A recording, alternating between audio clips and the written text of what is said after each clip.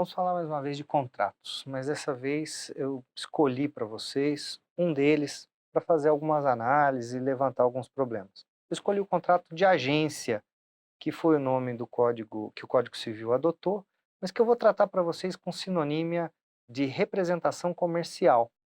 Então eu tenho um conjunto de regras que estão no Código Civil, que também estão previstas na Lei 4.886. São esses conjuntos de regras que eu quero analisar com vocês. O contrato de representação comercial é interessante compreender o mecanismo dele, porque eu tenho uma figura que é o agenciado ou representado, que é quem fabrica o produto ou serviço. E ao final ele tem esse produto ou serviço pronto, acabado e precisa colocar no mercado.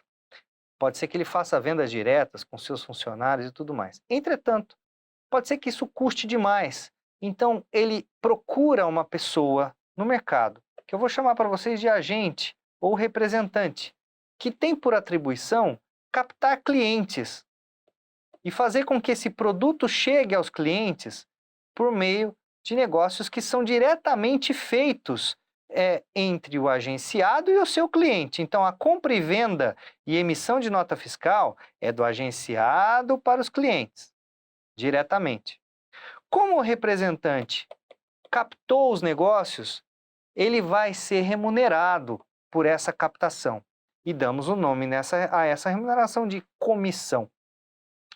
Portanto, ele intermedia os negócios, ele capta clientes, ele agencia negócios em favor do representado. Essa é a característica.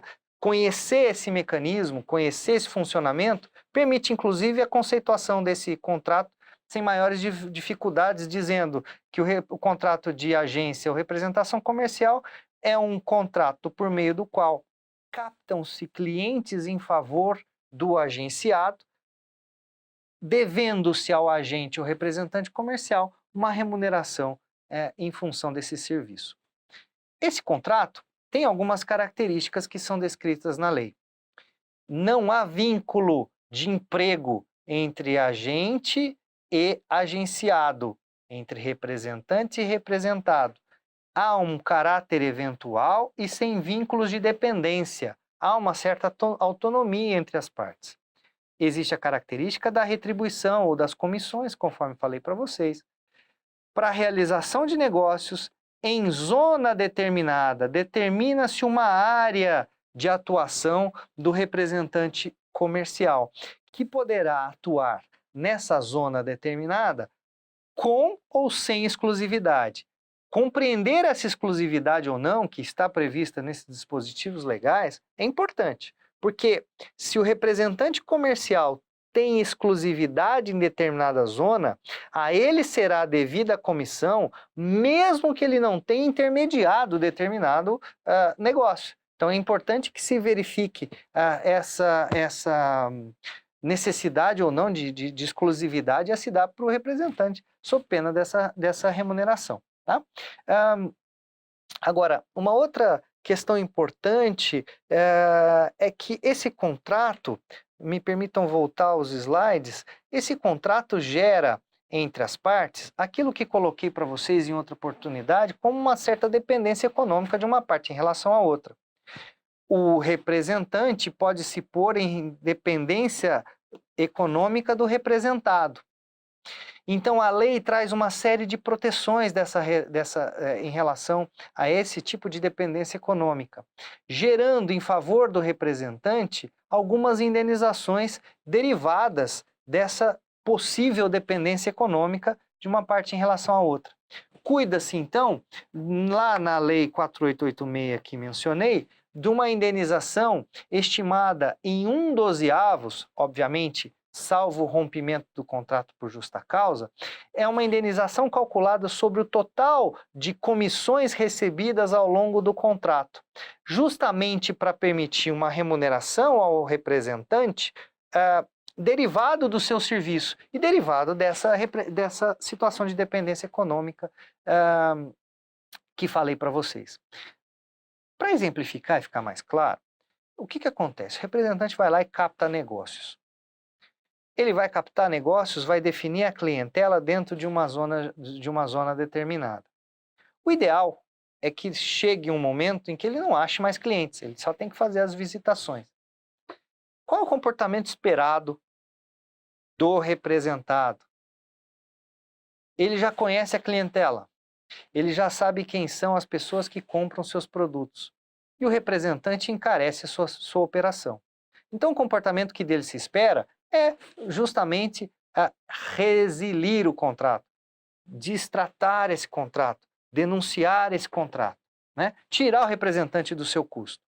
Em função disso que a lei traz essa indenização de 1/12 para permitir uma remuneração, uma indenização, chamou-se indenização, da clientela captada pelo representante.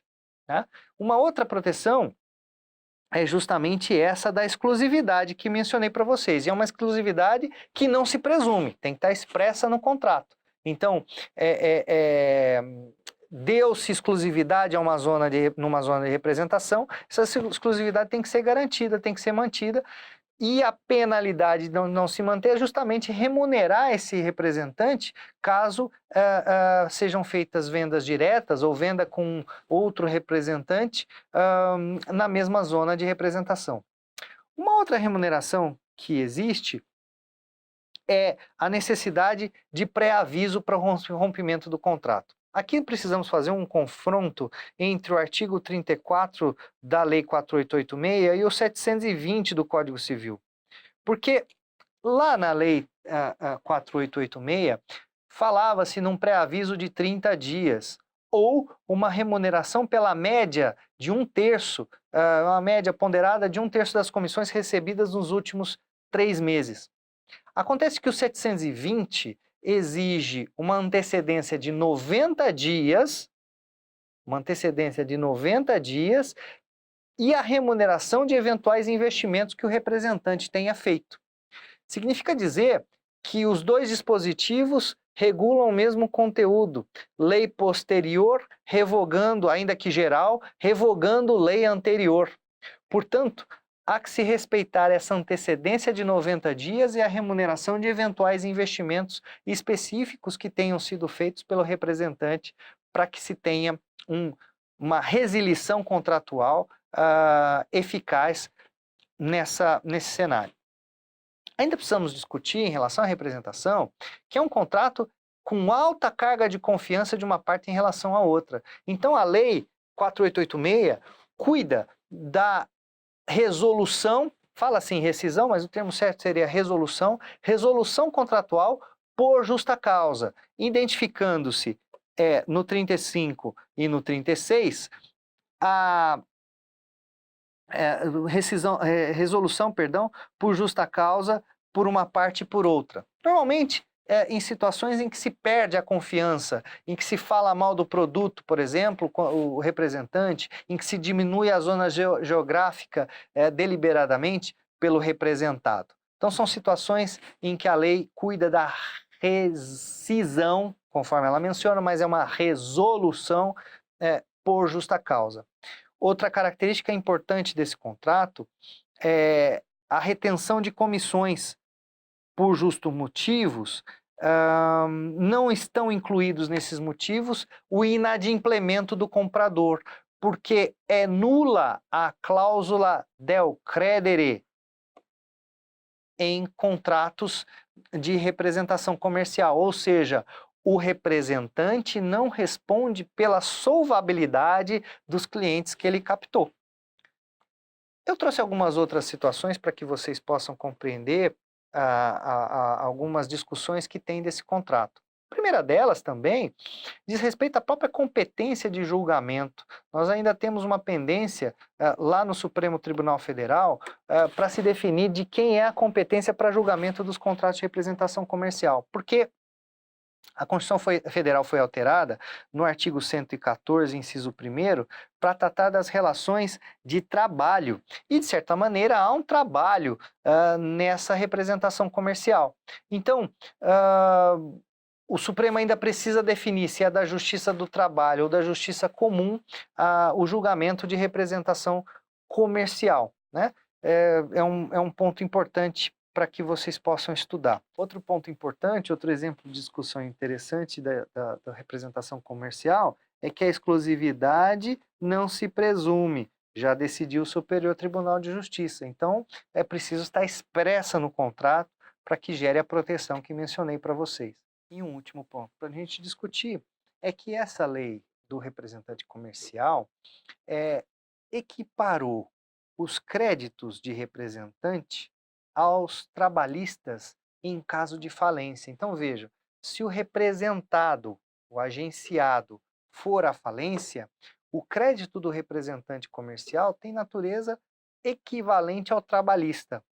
Eu preciso dizer também que existem decisões judiciais que analisam o seguinte: se o representante comercial for pessoa jurídica, descaracteriza-se o aspecto alimentar dessa comissão devida ao representante. Então, eles requalificam esse crédito como um privilégio atribuído ao representante. Então, é uma controvérsia jurisprudencial também que vocês vão encontrar relativa a esse assunto.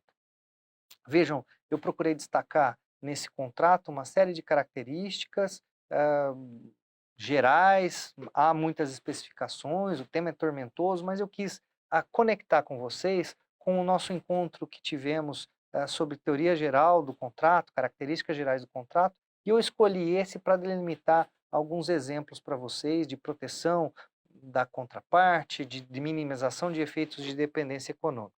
Levantei um monte de problemas e espero ter contribuído com o seu estudo. Até a próxima.